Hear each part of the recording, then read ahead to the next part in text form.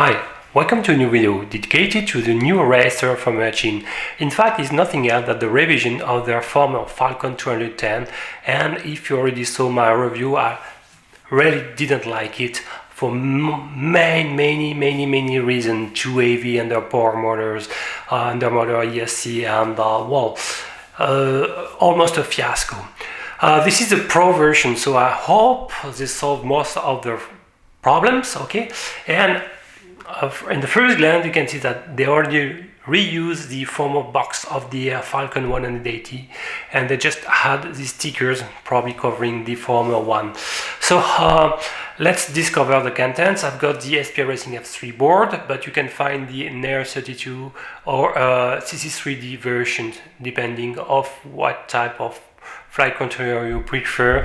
There are only $10 of difference between the three models, so maybe it's better to select the SP Racing F3 board. So let's discover the content of the box. Okay, here are all the elements already installed, the props and the cloverleaf antenna, but let's discover a little bit the elements. First of all, you have this 1500 3S LiPo battery ending with XT60 connector, a classic one with 25 C of discharge rate. I can give you an information of the weight, but it's really a standard LiPo for 3S one. So around 107.4 grams, and if you need a precise dimension, let's check that. So in length there are 70 by 34 by 21. It's pretty classic LiPo.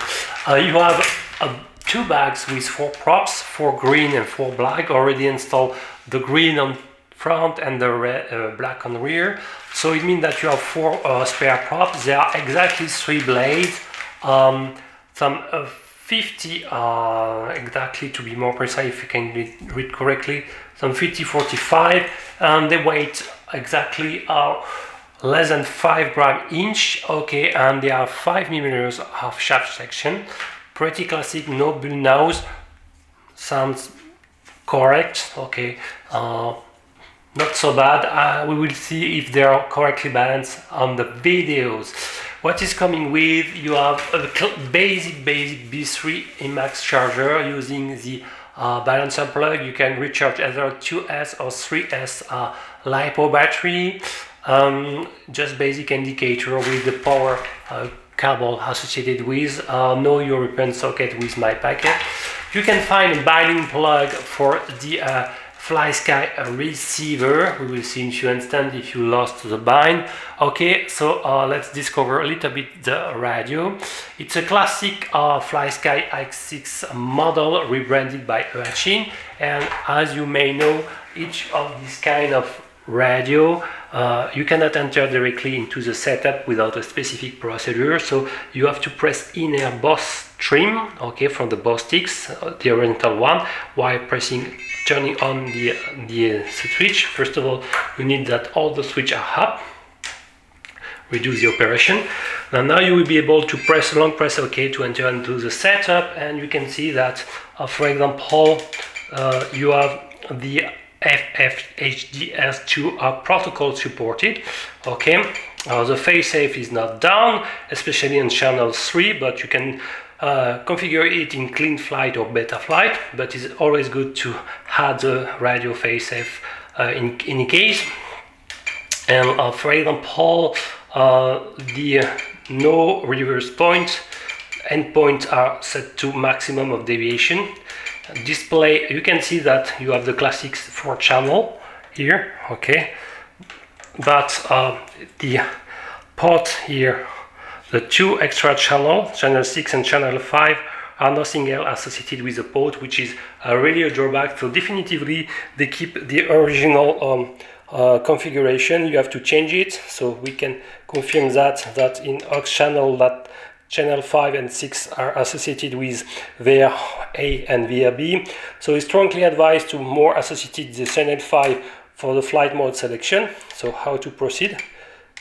So you have to press here to press up until select C, like this.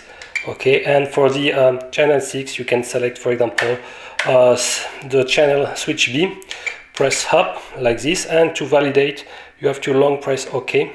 Okay, it's done. Any subtrim, everything is centered, so we will see if in CleanFly, Betafly all channels are really centered, around 1500. Sorry. In dual rate, you can see that no dual rate associated, at least for the channel 1. For beginners, I strongly advise more to associate the switch A for 70% in dual rate 0 and 100%. So how to proceed? Apply it only on channel 1 and 2, it means on the right stick.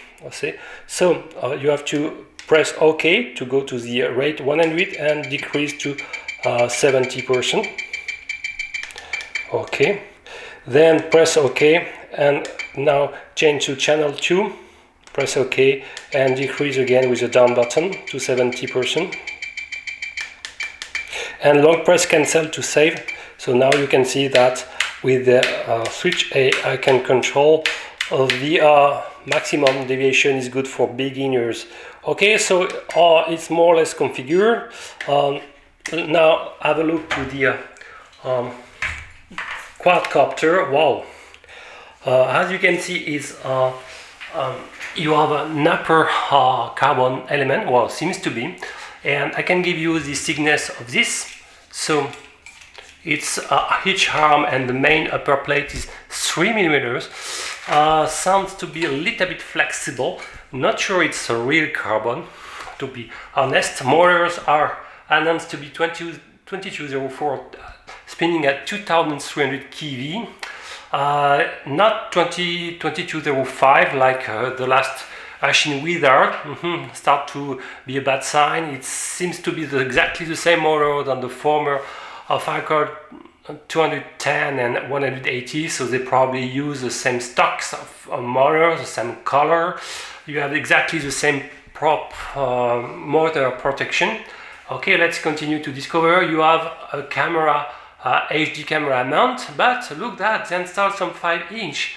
Wow, how to install a camera here without blocking? So let's check, for example, if I install a GoPro. Is it possible to install a GoPro?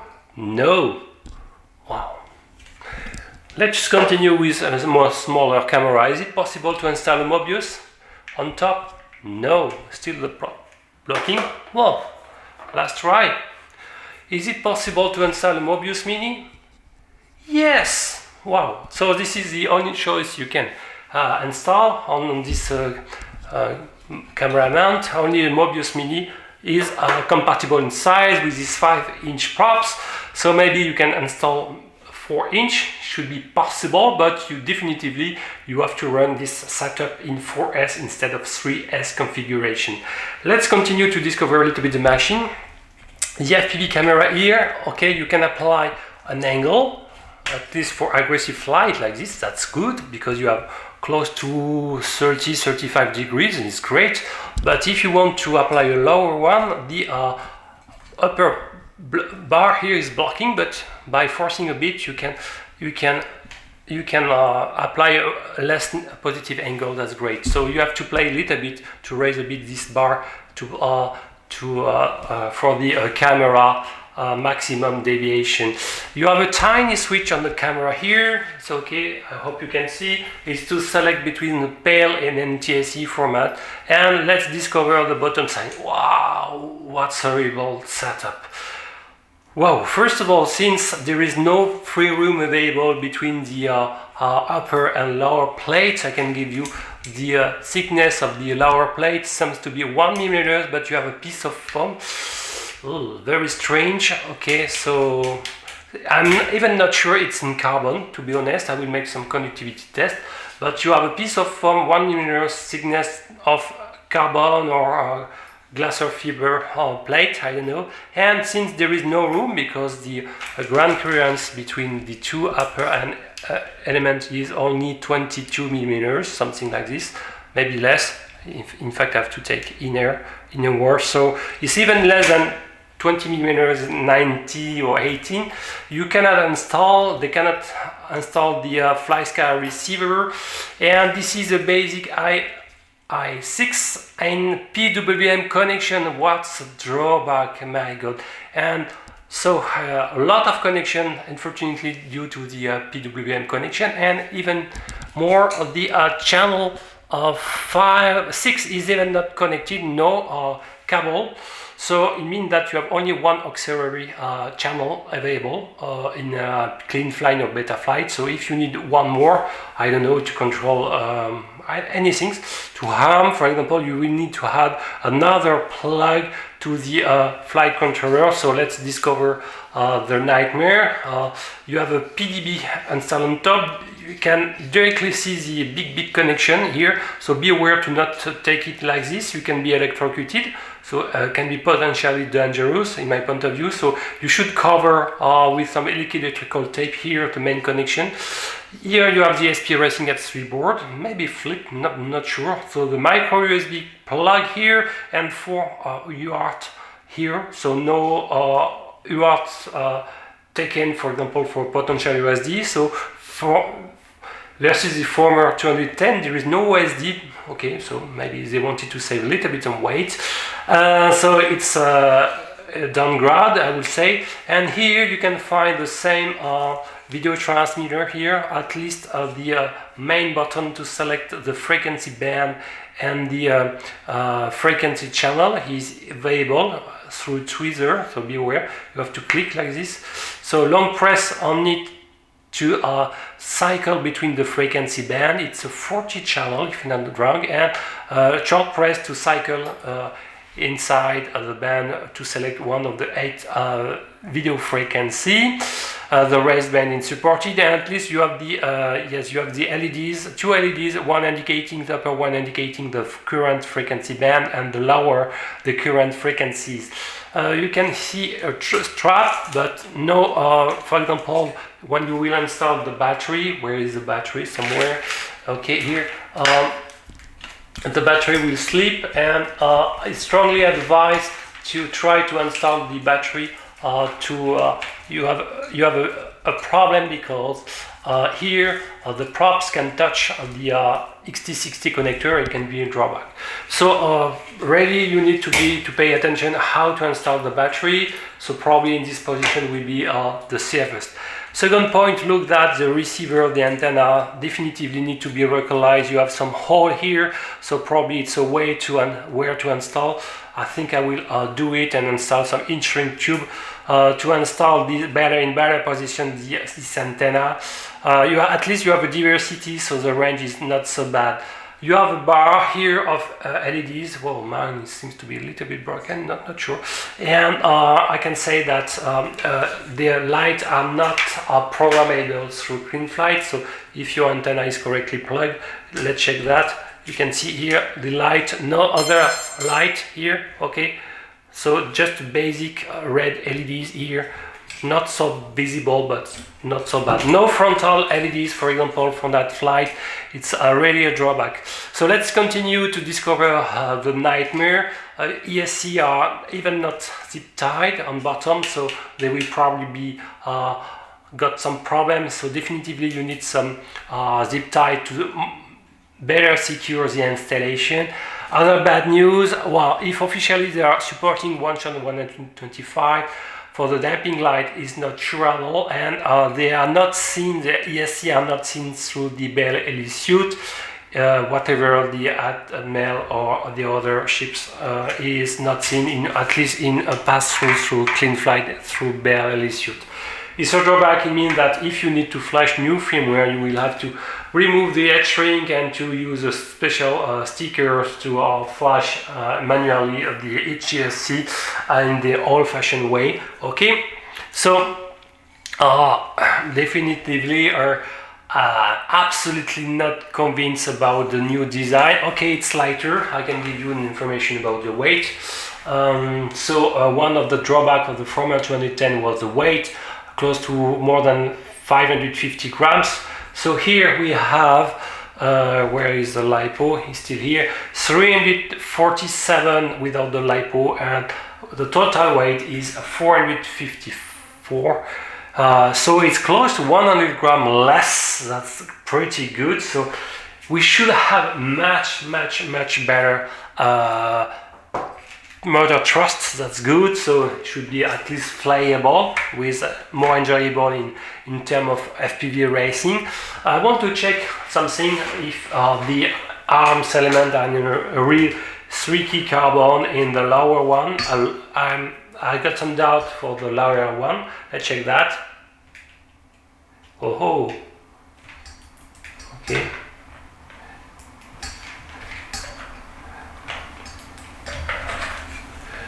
Okay, maybe you have to be in conductivity mode, sorry.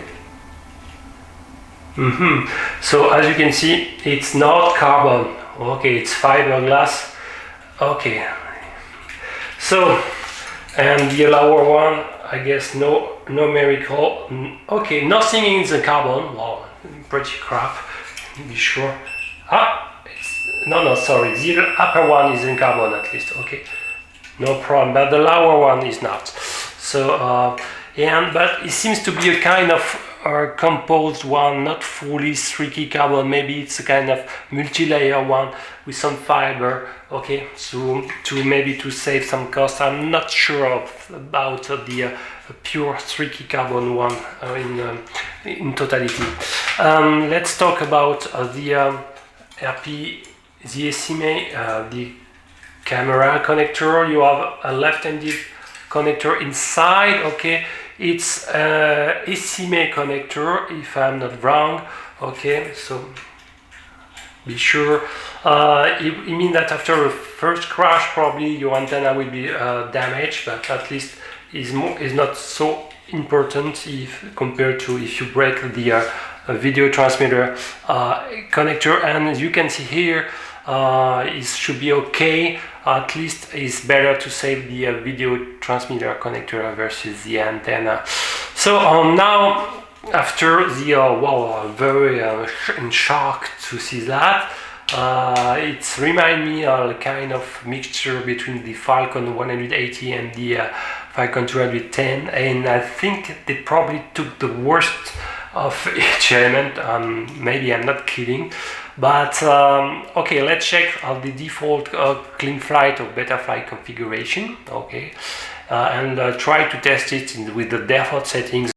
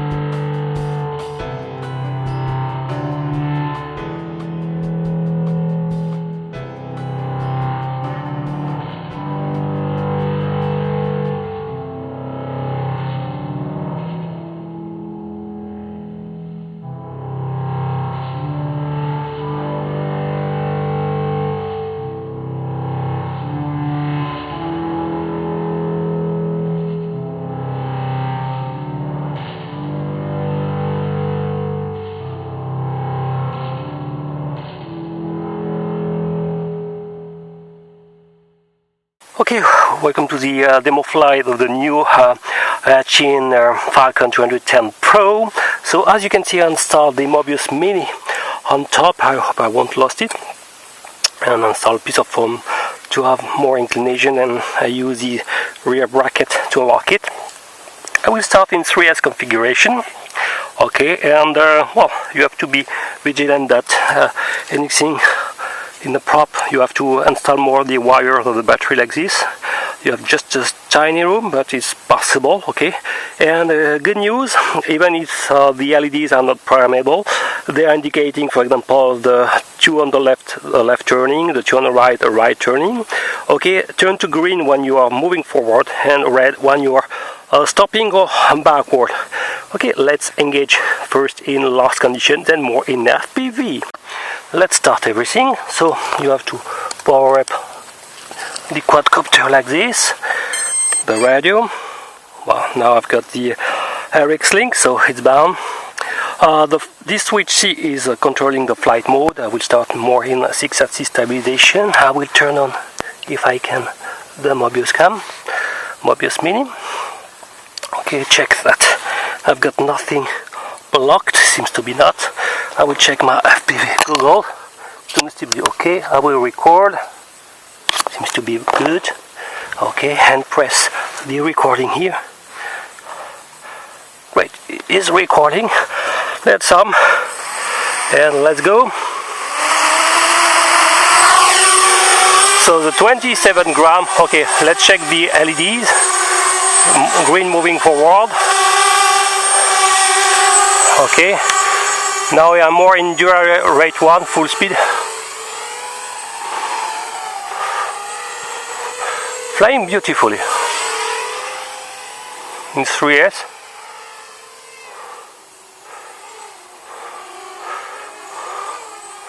Let's see a pump, not bad.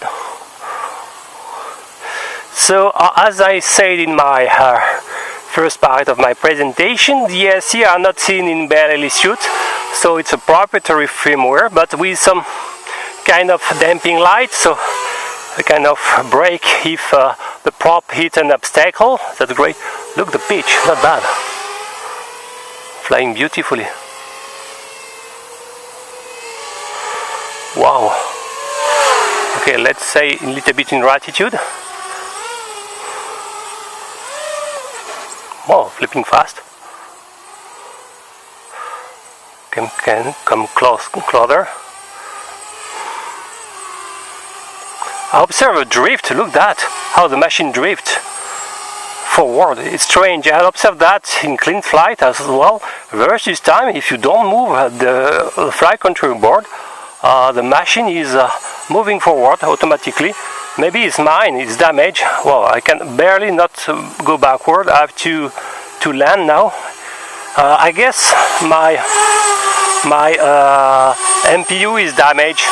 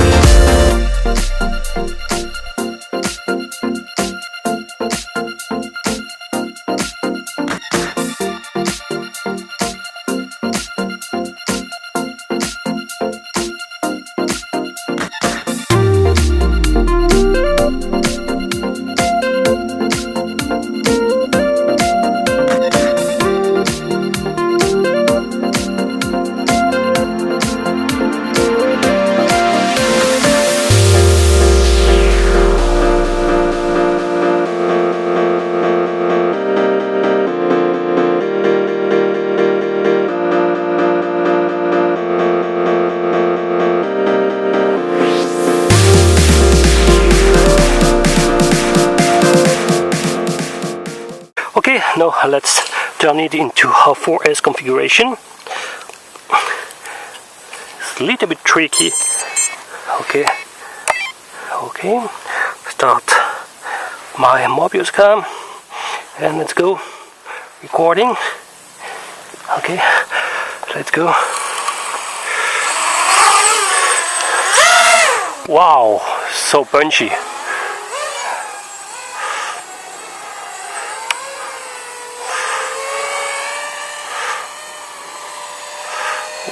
It's flying well.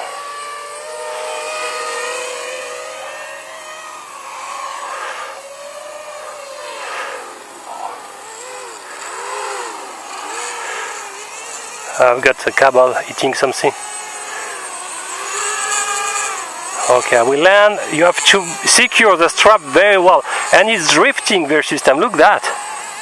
I release the sticks, and when I took off, it was completely stabilized. I guess mine got a drift in the. Oh, so I have to turn off everything. Let's check that.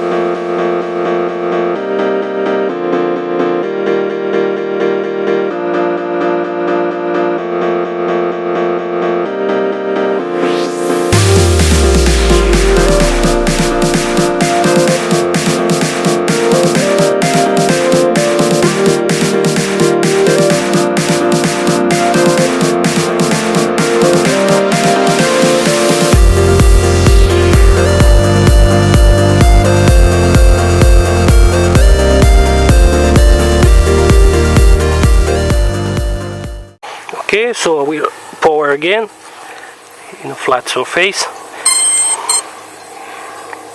Turn on my Mobius cam and let's check again in horizon mode.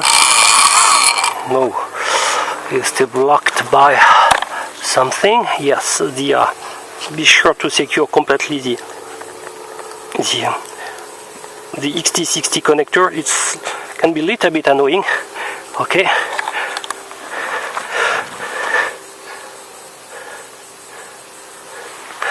Let's check that.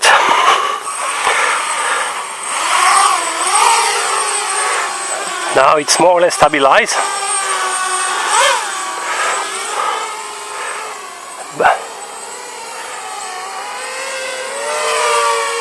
you have some ship coming around. But in 4S is flying superbly. Well, except that the structure is almost garbage, not bother the receiver install like PT way. This machine is flying well. The FPV cam, I think it's lacking a little bit some light sensitivity.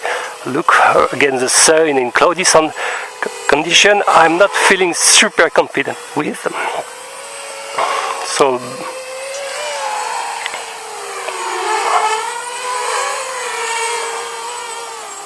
let's check in our attitude.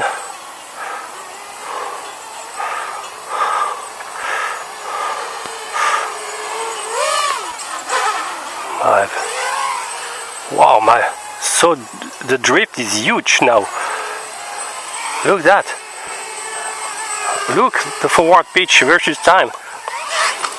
Oh, the 6-axis stabilizer was lost. I think my MPU is got a problem.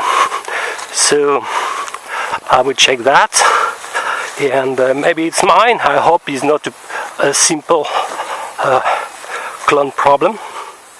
Oh shit, I lost my Mobius cam. Oh no, it's here, luckily. And okay, I hope no damage. All the receiver is now out of box, and I will disconnect everything.